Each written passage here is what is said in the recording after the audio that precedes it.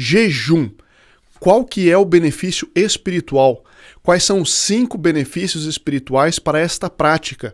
E o que ela significa? Como fazer, concretamente? Esta e outras perguntas que nós vamos responder hoje na sexta-feira de perguntas e respostas.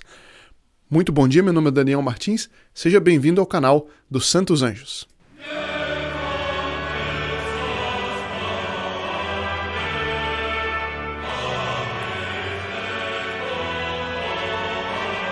Essa é uma dúvida de várias pessoas. Eu tenho aqui, por exemplo, a dona Cristiane Cavalcante. Muito obrigado pela boa pergunta, dona Cristiane.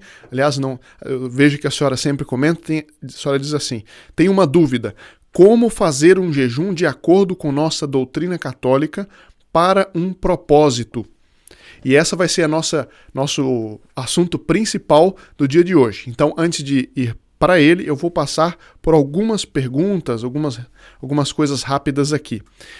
Alguma pessoa, contra o que nós dissemos no canal, diz assim a respeito da aparição de Nossa Senhora em Pernambuco, em Simbres. Ele diz assim: isso é fake news, nada disso vai acontecer.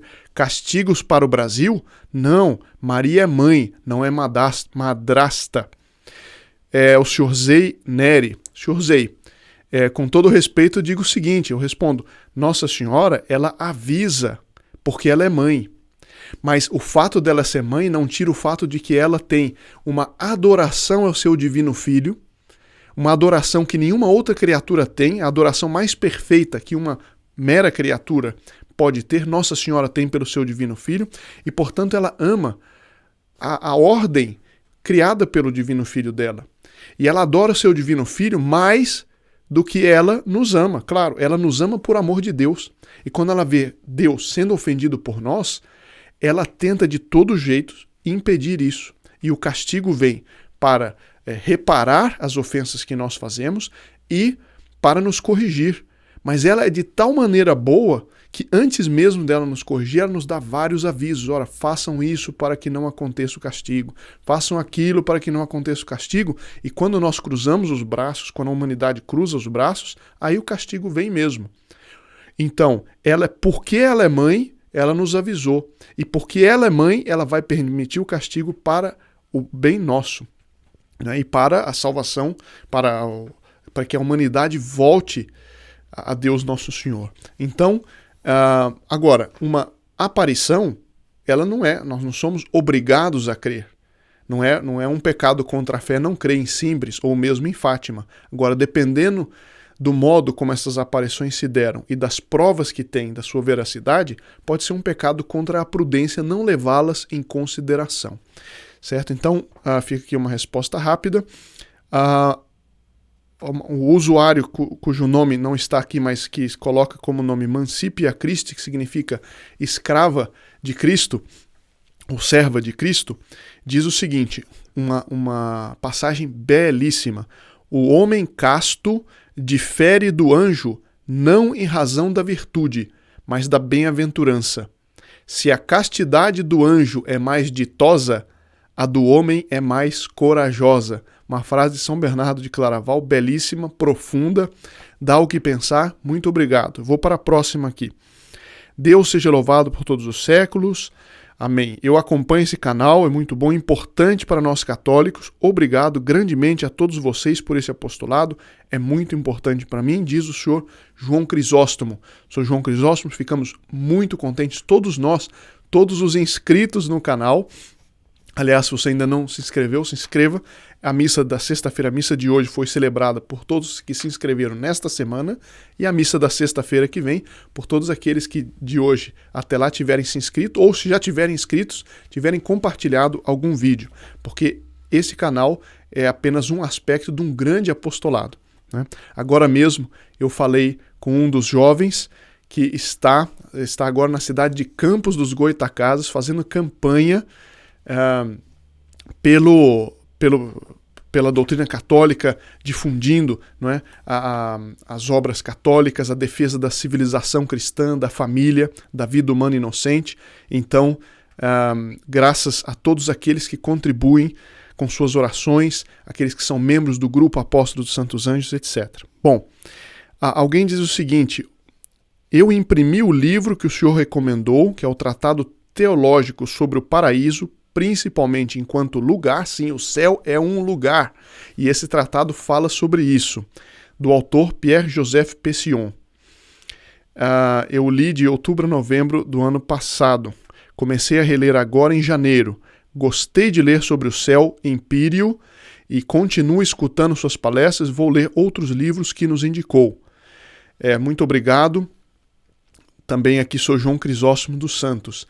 Eu estou lendo isso aqui para avisar que aqueles que quiserem, vou deixar o link na descrição do vídeo, deste vídeo aqui, para aqueles que quiserem baixar em PDF a tradução desse livro. A primeiro volume já está pronta, é gratuito, todo mundo que quiser baixar, fique à vontade. É um livro excelente para aprender sobre o céu. E ele vai mostrando como o céu é um lugar, sim.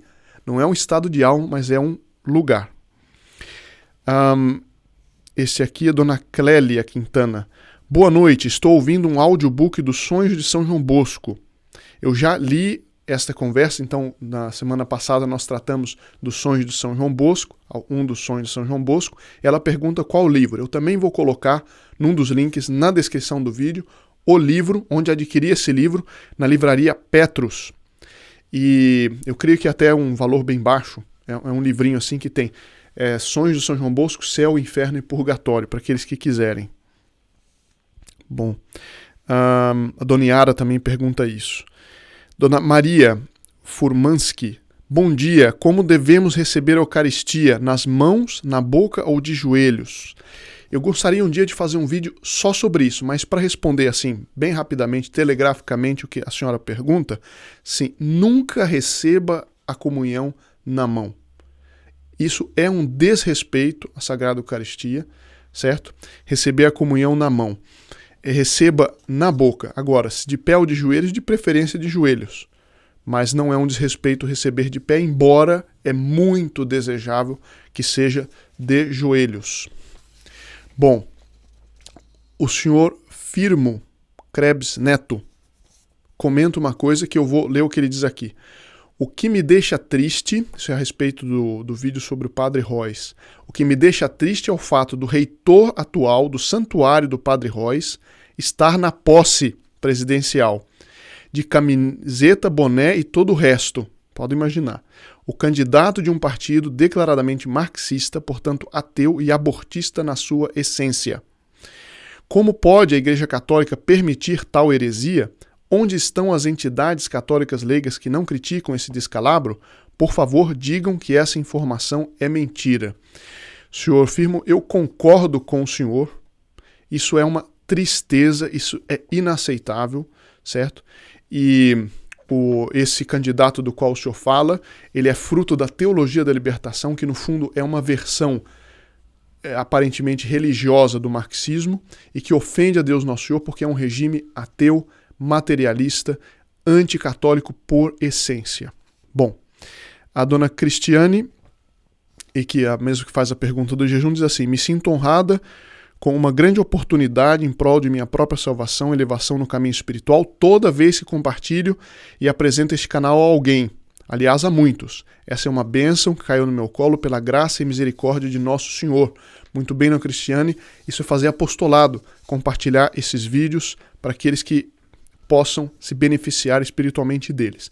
E agora nós vamos para o assunto principal, anunciado no começo, os 5 benefícios que Santo Agostinho diz. Santo Agostinho dá 5 benefícios do jejum. E aí eu vou explicar um pouquinho o que significa o jejum. A palavra jejum tem um significado curioso e um pouco da prática. Eu, novamente, hoje é sexta-feira de perguntas e respostas. Se alguém tiver mais alguma pergunta sobre a questão do jejum, coloque nos comentários e, tendo condições e oportunidade, nós responderemos.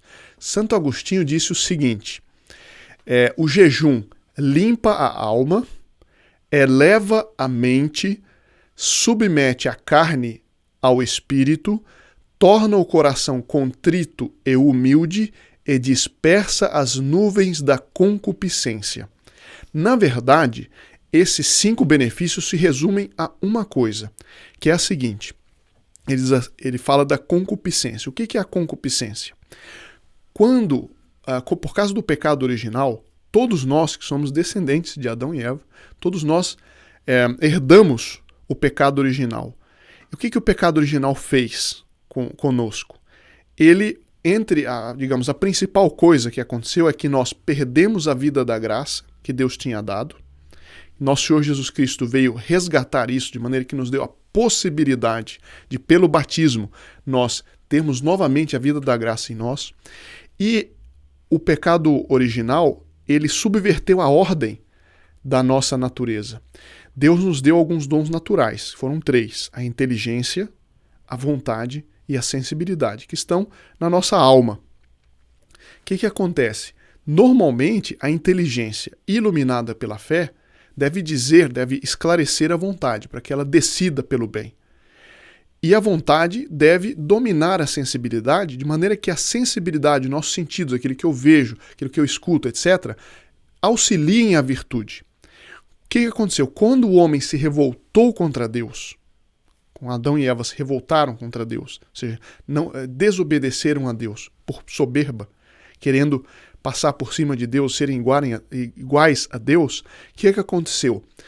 Por castigo, a sensibilidade se revoltou contra a vontade e a inteligência. Então nós temos isso que é chamada concupiscência, que é a fome de pecado.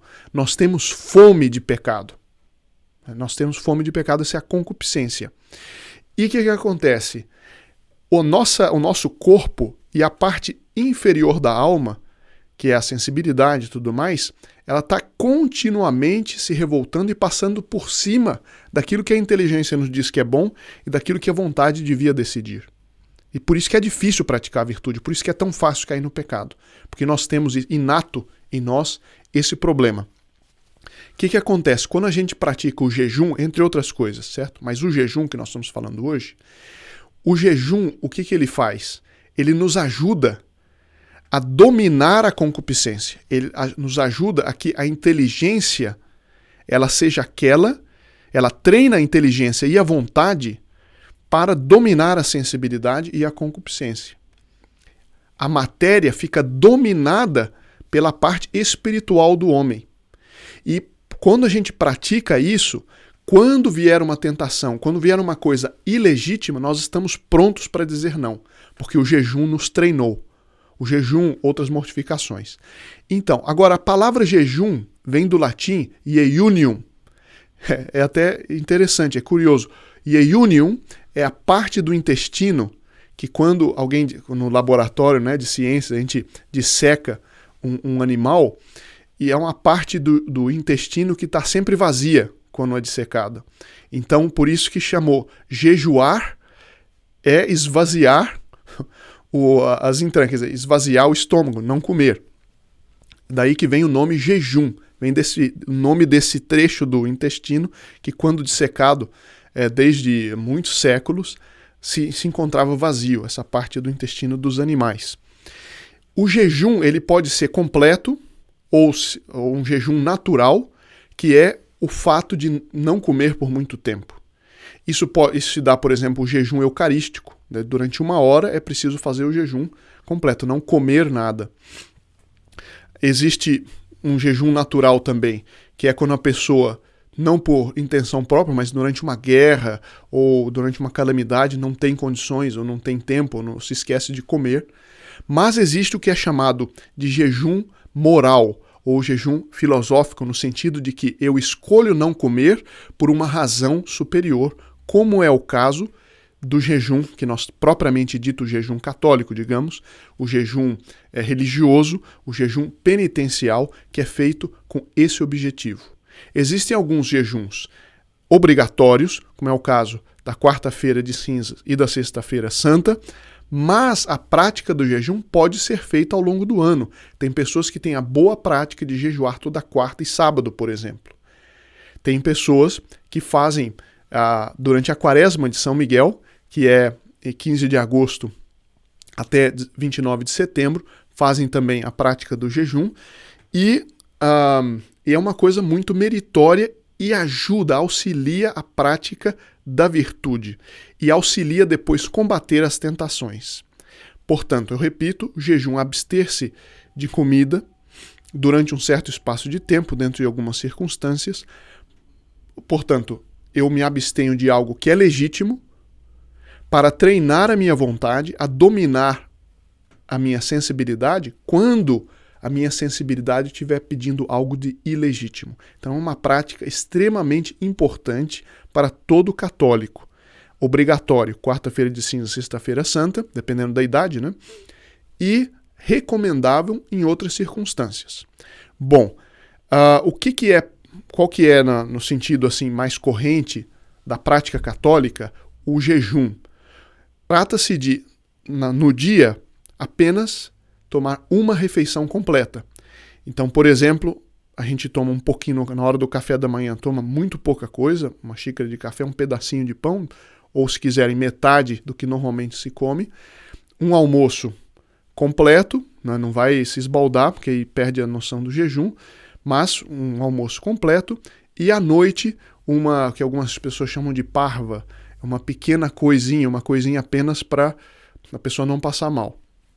Então, se recomenda esse jejum, é muito recomendável. Outras pessoas fazem jejuns mais difíceis, então passar o dia inteiro a pão e água, por exemplo. Também é uma coisa louvável. Agora é preciso tomar cuidado para que o jejum não seja tão difícil, depende de cada organismo, que a pessoa começa a entrar em numa aflição ou começa a ter problema de saúde. Isso não pode.